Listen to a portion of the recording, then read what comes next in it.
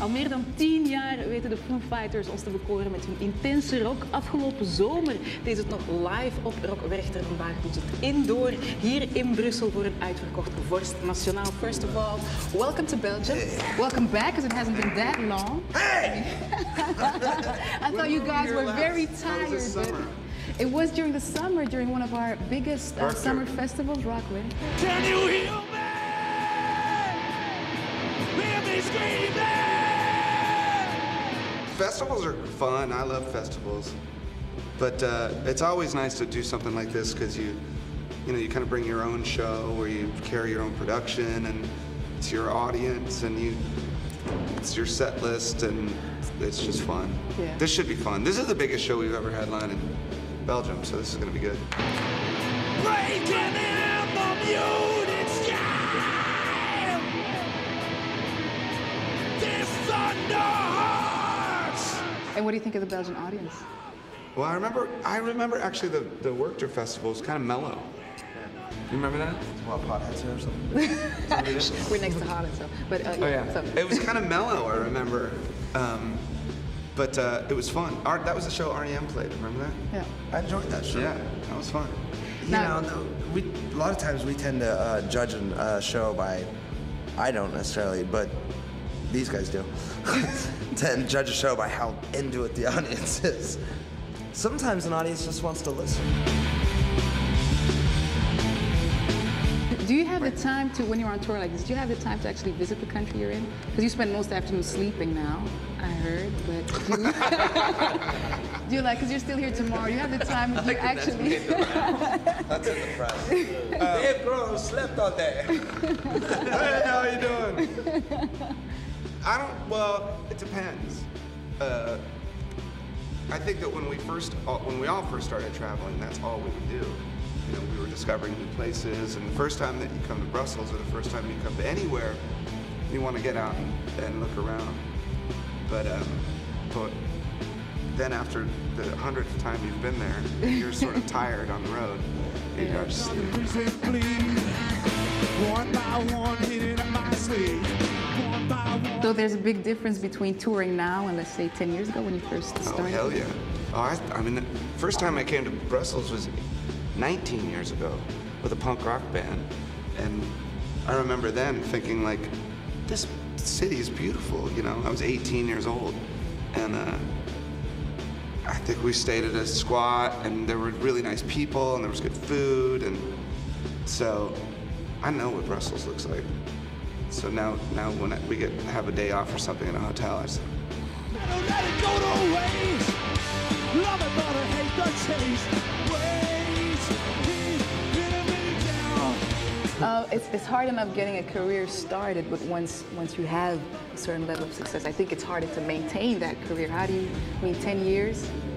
All these years in music, not everybody's been in the group for 10 years. You just don't think about it too much. You know, actually, you just don't take it too seriously, you know? I think a lot of people wind up kind of digging themselves a hole when they take it too seriously. Hey, don't let it go to waste. Do you have like any regrets? If you look back, you think maybe I should have done that differently, or knowing what you know now, where it's like... I wouldn't change a thing. No way. It's perfect. Love it, but I hate the chase. Waste, keep down. But what about the acoustic thing? I mean, is that something you would like to, you know, play more in smaller venues maybe? Yeah. And I think we're going to do some of that next year. This year, I mean. We're starting to talk about where we're going to do acoustic shows, and it's going to be fun. It's going to be a lot different than this. Yeah. Will I find a believer? Another one who believes.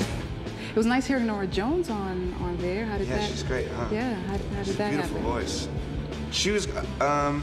There was a song. That song was an older song, and it sounded like it deserved to have a male-female duet. And so I thought of different people that could do it, and I just thought of her name. And the song sounds more like something she would do than something we would do. So I called her out. She was really nice, and she was a fan of the band, so she said yes. I didn't know anything really about her. And then she came in and blew all of us away. Like, it's so funny when someone comes in and, like, we're like all kind of self-taught garage rockers, really. Truth be told, you know, when you say, I mean, we're all kind of self-taught garage musicians who learn, you know, who've learned bits and bits through the years. And then when someone comes in who can read music and pitch perfectly and like come up with like amazing harmonies on the spot, you're like, wow.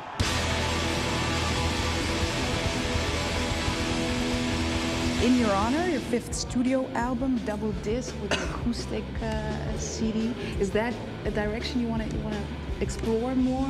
Maybe You know, I thought about that. I thought how awesome it would be if from now on we just made double records. Like, what if every record from here on out was a double record? It's raising the bar a little too high. But you know, we could do it. Yeah. I know we could do it.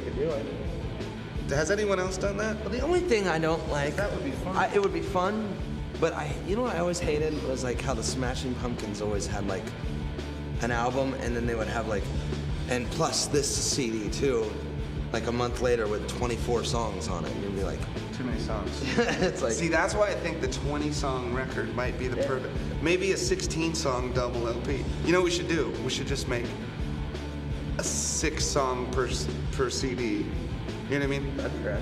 So they wouldn't have to be extra long or anything, but just to say that we're making double records from now on. from now on, I'm with that okay. plan. You know what I mean? No, I Thank you for sharing this scoop with us. This is how we work. You know? I don't We, like, disagree. riff, I think it would be ideas, just throw them back and forth. Mine is yours and yours is mine. Your style has evolved, you know, during the years. Where do you see yourself going in the next 10 don't know. years? Do You you know, have that's an the- idea or plan? Do you have a game plan, or you just? No, and the crazy thing is usually with each record you sort of have some idea of what the next one will sound like, because the albums sort of they sort of lead the way to the next one, so that you open doors with each record to move farther in that direction. And this time it's like we've opened so many doors with this last record that the next record could be anything, you know. I will sacrifice in your honor. You're also going to work with Joss Stone. No, You're not you know gonna what's do- no. funny? I remember Everybody's- reading that. I know, I everybody's met saying her that, at a so- festival. Yeah, and she And we blew took you our- away as well, but that's just. I didn't even see her play, man. I don't even. Yeah, I was walking backstage and someone said, "Hey Dave, will you take a picture with me? I'm Joss Stone's drummer." I'm like, "Okay." So I take a picture with this guy, and then someone's like, "Joss, have you met Dave?" And I'm like, "Oh, hey, how's it going?" And I said, "How was your set?" Because we missed her set. And she said, "Oh, it was great." And they're like, "Let's get a picture of the two of you." I'm like, "Hey." I'm like, "All right, see ya." And that's how all the rumors got started. Yeah, and all of a sudden I'm making a record with her, and I'm blown away by her.